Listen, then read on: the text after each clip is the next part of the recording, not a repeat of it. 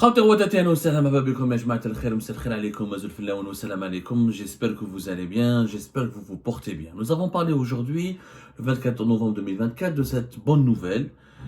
Une bonne nouvelle, partiellement bonne nouvelle, parce qu'elle a été gâchée par des mesures illogiques, comme on l'a expliqué tout à l'heure dans notre émission précédente. La bonne nouvelle de pouvoir enfin créer une banque digitale en Algérie.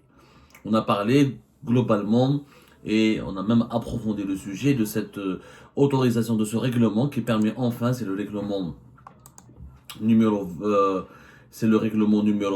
excusez-moi, je vais retrouver juste, c'est le règlement numéro 2404 relatif qui correspond au 13 octobre 2024, qui permet, qui fixe les conditions spécifiques d'autorisation de constitution d'agrément d'exercice d'activité de banque digitale.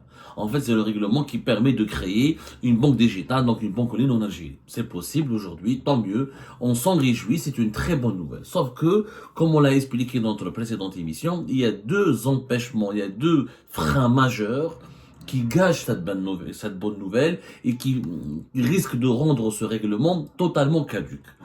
Les autres articles, alors c'est un règlement d'une douzaine d'articles, il y a exactement 12 articles, voilà, 15 articles, voilà, 15 articles, donc c'est cette quinzaine d'articles, franchement, tout est plus ou moins acceptable, pour ne pas dire, tout est totalement pratiquement acceptable, sauf l'article 4 et l'article 5, qui vont totalement compliquer la vie aux investisseurs ou aux opérateurs, algériens comme étrangers, mais surtout étrangers, et même algériens qui sont basés à l'étranger, pour créer des banques digitales. L'article 4, qu'est-ce qu'il dit? La banque digitale créée en Algérie, autorisée à exercer en Algérie, ne peut pas être constituée sous forme de succursale de banque étrangère. C'est une banque étrangère qui a de l'argent, qui a des possibilités, qui veut investir en Algérie, qui a du savoir-faire, qui a de l'expérience, qui a des capitaux importants, ne peut pas investir en Algérie parce qu'elle est banque étrangère. Elle doit être d'abord exercée en tant que banque nationale en Algérie ou une banque de droit algérien. Deuxième condition que nous jugeons, et je pense que beaucoup d'experts et de connaisseurs du domaine seraient d'accord avec moi, que nous jugeons défavorable et handicapante et illogique, c'est qu'on nous impose des banques digitales algériennes pour qu'elles puissent être créées en Algérie. Leur actionnaire majoritaire doit être une banque de droit algérien qui a déjà exercé en Algérie dans ce domaine-là et qui doit détenir 30% du capital, et aucun autre actionnaire ne peut détenir les 30% détenus par cette banque algérienne qui est l'actionnaire majoritaire. C'est-à-dire, on ne peut pas avoir plusieurs actionnaires à 30%. C'est l'article 5, la banque digitale doit compter parmi ses actionnaires une banque de droit algérien justifiant d'une expérience en matière de services bancaires en ligne. Cette banque doit détenir au moins 30% du capital sans que la part individuelle de chacun des autres actionnaires et de ses parties liées n'atteigne ce taux. Et on ne peut pas, les autres actionnaires des banques digitales algériennes autorisées à travailler en Algérie ne peuvent pas détenir 30% comme l'équivalent de 30% comme l'actionnaire majoritaire qui est une banque algérienne. Ces deux conditions catastrophiques. Pourquoi? Comme on l'a expliqué dans la première émission, d'abord, les banques algériennes sont archaïques, sont sous-développées. Elles n'arrivent même pas à développer leurs propres activités physiques, leurs activités classiques, à travers à travers les distributeurs automatiques, à travers l'émission des cartes bancaires, que ce soit des cartes bancaires de paiement international, ou des cartes bancaires nationales, les cartes de débit, ou les cartes de crédit, les agences. En Algérie, on a moins de 1800 agences physiques. On a un taux de bancarisation de 44%. Les banques algériennes n'arrivent même pas, telles que les banques nationales, les banques qui existent. Nous avons 13 banques commerciales, dont 6 banques étatiques.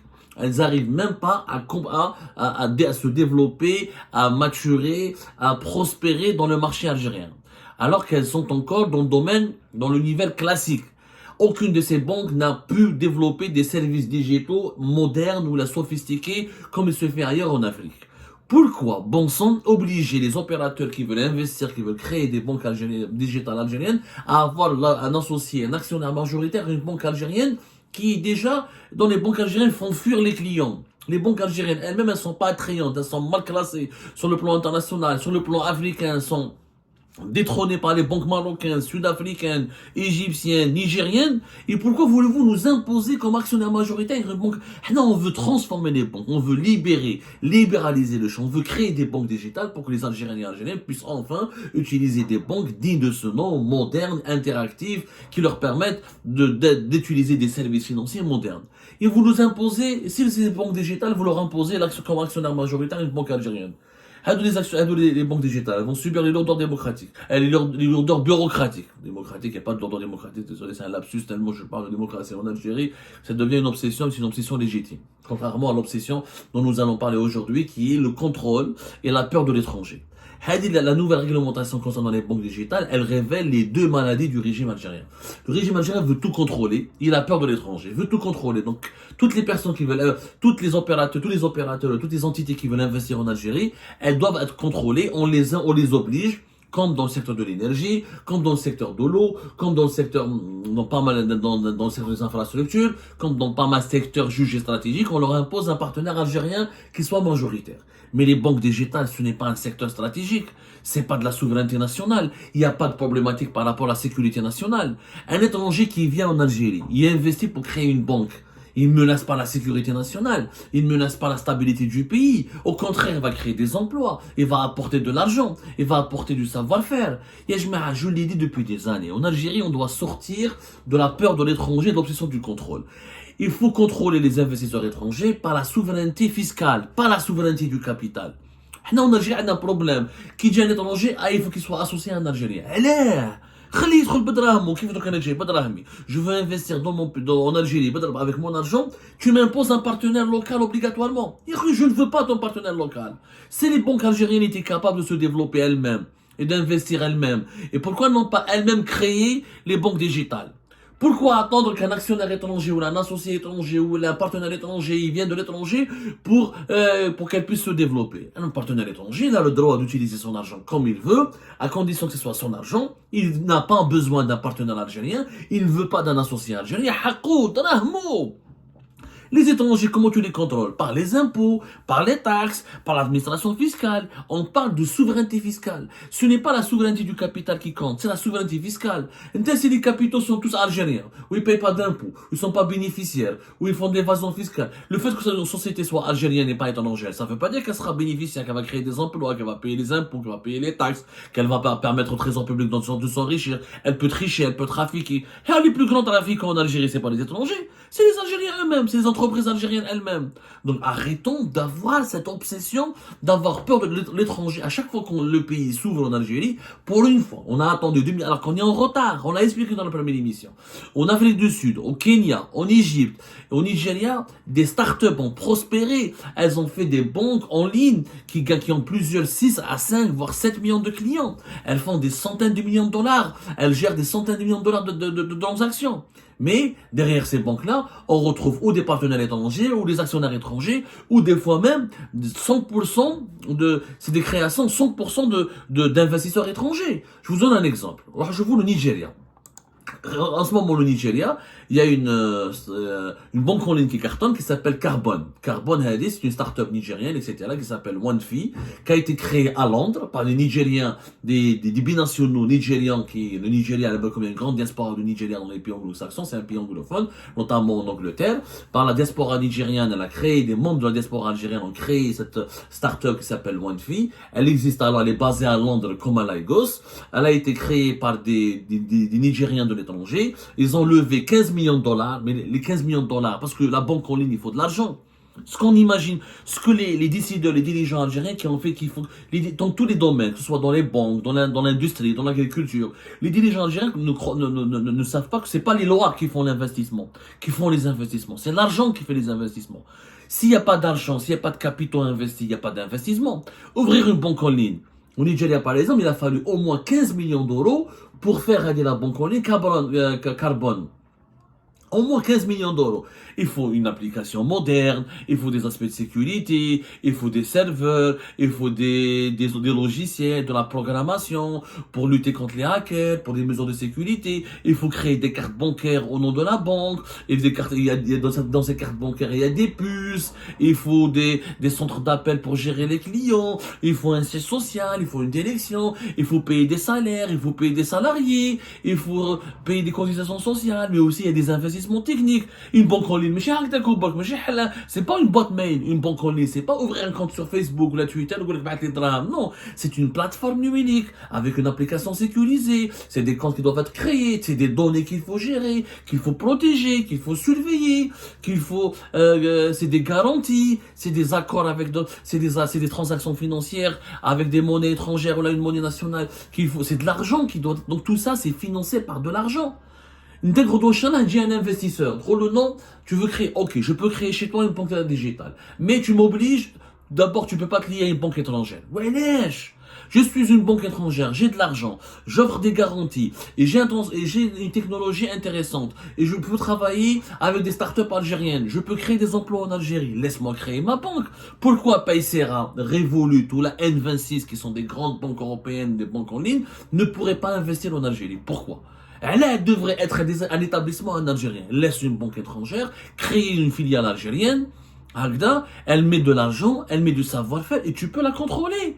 Là, tu la contrôles par l'administration fiscale et tu la contrôles par des protocoles de sécurité. La cybernétique a des protocoles de sécurité. Non, mais monsieur Menhabba ou Dabba, il peut ça dans tous les pays du monde, dans les pays africains, en Égypte, au Nigeria, au Kenya, ou là en Afrique du Sud, les banques en ligne sont surveillées, encadrées. Il y a un régulateur, il y a des banques centrales qui a des services de sécurité spécialisés dans la lutte contre les crimes cybernétiques qui les surveillent aussi. Donc il n'y a pas de problème. Il faut arrêter. Par exemple, je donne l'exemple au Nigeria. La start-up, la banque en ligne qui s'appelle Carbone, elle a proposé des services bancaires en ligne. En 2021, elle a signé un contrat avec Visa pour émettre des cartes de débit numérique et physique qui sont conformes des cartes de paiement internationales. Ça se développe aujourd'hui. Ils ont 659 000 clients et ils ont traité plus de 241 millions d'euros. En plus du Nigeria, Carbone est en train de s'installer au Ghana, au Kenya. Et au Ghana, au Kenya, on leur a pas dit de ne pas venir parce que vous êtes des étrangers, vous êtes des Nigériens. Vous avez de l'argent à investir chez nous, vous avez des technologies à développer chez nous, venez. Et aujourd'hui, la banque nigérienne Carbone, elle veut devenir une banque panafricaine. Elle va être présente au Nigeria, au Ghana, dans plusieurs pays africains et proposer des services financiers en ligne. C'est-à-dire que tous les Africains peuvent ouvrir un compte en ligne, demander, placer de leur argent, recevoir une carte de paiement, devenir comme Revolut, comme N26, comme Paysera qui sont en train de cartonner sur les marchés européens. C'est possible de le faire en Afrique. Le Nigeria n'a pas mis des lois. Ah non, il faut que tu sois associé Carbone. Les autorités du Nigeria n'ont pas imposé à Carbone d'avoir comme actionnaire majoritaire une banque classique qui existe sur le marché du Nigeria. Ça n'a pas de sens. D'où est-ce que va venir l'argent qui va nous permettre de créer des banques digitales? Il va venir essentiellement de l'étranger. Parce que les banques algériennes, si elles avaient déjà une stratégie digitale intéressante, si elles étaient modernes, si elles étaient efficaces et bien gérées, elles auraient créé elles-mêmes leur propre banque digitale. Que la BAD, que la BEA, si elles veulent créer leur propre banque digitale, libre à elles. Mais laisser des startups, laisser des opérateurs algériens et étrangers, et aussi des Algériens de l'étranger. Il faut comprendre, il y a des Algériens non résidents, des Algériens qui ont de l'argent à Londres, à Montréal, à Paris, aux États-Unis. Ils veulent investir dans leur pays pour créer des banques digitales. On va les obliger à s'associer avec une banque nationale. Ça n'a pas de sens. Pourquoi? Parce que l'Algérie, on a peur de l'étranger. Pas l'étranger au sens propre. L'étranger au sens figuré et propre. C'est-à-dire que même un Algérien qui vient de l'étranger, les autorités algériennes, ils ont peur de lui. Je vais dire, la sécurité nationale, la souveraineté nationale. La souveraineté, c'est le contrôle fiscal par les impôts, c'est le contrôle par les services de sécurité. Hakiji qui s'installe et crée une entreprise, il obéit à des lois algériennes, qui est la loi qui encadre. Tu n'es pas obligé de lui coller un actionnaire algérien, de lui interdire de ramener un partenaire étranger. Comment on va créer des banques digitales? Il nous faut de l'argent. Qui va nous donner de l'argent? Qui? C'est la BEA, la BNA. C'est des caisses, c'est même pas des banques. C'est des banques arriérées, archaïques. Pour ouvrir un compte bancaire, pour avoir un carnet de chèques, un chéquier, pour avoir une carte bancaire nationale, un pack de débit, mais j'ai une carte Visa, il faut attendre des semaines et des mois. Alors laissez Ouvrez le pays, laissez les étrangers, laissez les Algériens de l'étranger, arrêtez d'empêcher arrêtez de contrôler les capitaux, contrôlez la fiscalité. Les capitaux, la libre circulation des capitaux en Algérie, elle est essentielle. Si on ne laisse pas la libre circulation des capitaux, si les étrangers, si un investisseur étranger ne peut pas venir avec son propre argent, investir avec son propre argent, il vient investir, on lui dit, il est maître de son argent. Un investisseur qui n'est même pas maître de son propre investissement, ne peut pas réussir son investissement en Algérie. C'est pas possible. Et on a notre objet pour développer notre pays, on a besoin d'attirer des investissements. Et une banque en ligne, c'est des dizaines, c'est entre le 10, 15, voire 20 millions d'euros de développement. C'est une plateforme solide. C'est pas créer une application mobile, c'est pas une application de rencontre ou là de chat ou là. C'est une application de service financier. C'est ouvrir un compte, consulter son compte, envoyer des SMS, envoyer des protocoles de sécurité, c'est identifier les clients qui doivent s'inscrire parce que même chez un terroriste, on doit il va faire une banque en ligne, oui, c'est des protocoles de sécurité, c'est le filtrage des clients, c'est le contrôle des opérations financières pour lutter contre le blanchiment d'argent, c'est des opérations de contrôle et services financiers digitaux, c'est aussi de l'investissement. On ne peut pas développer les banques digitales si nous n'avons pas une bourse à Alger. Il faut développer la bourse d'Alger, il faut développer les services boursiers. Donc, il faut absolument se réveiller. Il faut que nous avec l'obsession de contrôler tout. L'État n'est pas là pour contrôler, l'État est là pour réguler. L'État est régulateur, pas contrôleur. Régulateur, c'est-à-dire il fait des lois, il veille sur le respect des lois pour protéger la stabilité et la sécurité du pays. Pas plus. Ne m'impose pas un partenaire, ne m'impose pas de ne pas travailler avec une banque étrangère, ne m'impose pas de ne pas avoir plus de 30%. Donc on a dit, mais je vais investir dans une banque digitale en Algérie, mais je peux pas avoir plus de 30% des actions. Alors pourquoi je vais investir? Je vais aller au Kenya, je vais aller en Égypte, je vais aller au Maroc, je vais aller en Tunisie, je vais aller dans d'autres pays où les législations sont plus souples. Avec mon propre argent, je peux pas être actionnaire majoritaire de mon projet. Ça n'existe pas. C'est vraiment du sabotage. Donc, quand il y a des bonnes choses dans notre pays, par exemple, quand les dirigeants se réveillent, allez, là c'est le moment, on est très en retard, le Kenya, le Nigeria, l'Afrique du Sud, on a vu, ils sont en train d'avancer, l'Afrique, le paiement mobile se développe, le paiement en ligne se développe, on fait des banques digitales. Mais quand tu me mets des conditions draconiennes, quand tu me dis, tu peux pas être partenaire d'une banque étrangère. Aucune banque étrangère ne peut pas investir. Donc, je veux convaincre, pourquoi ne pas convaincre Revolut Investir de venir en Algérie? Et ils peuvent pas, parce qu'elles sont des banques étrangères. Il faut qu'elles créent une banque algérienne. Mais c'est pas la peine. خليها تخدم avec un partenaire algérien privé. دير معها une société avec un partenaire privé. ولا خليها دير une succursale algérienne tant qu'elle paye les impôts, tant qu'elle paye les taxes, tant qu'elle crée des emplois, tant qu'elle permet de faire reculer le chômage et de moderniser les services bancaires de ton pays. Il n'y a pas de problème, on va créer une société algérienne, une succursale. Pourquoi l'interdire?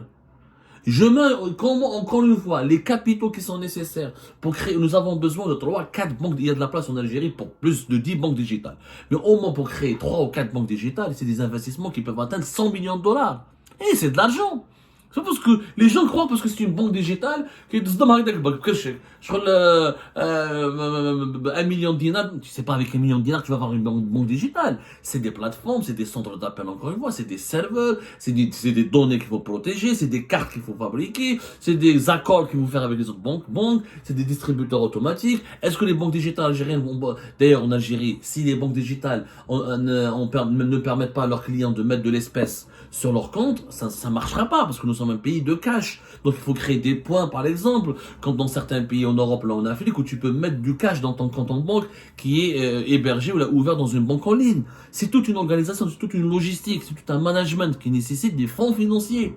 Mais tu es peut-être à partir de zéro et dont la rentabilité n'est pas garantie la première année ou la deuxième année. Il faut 3 ou 4 ans de développement.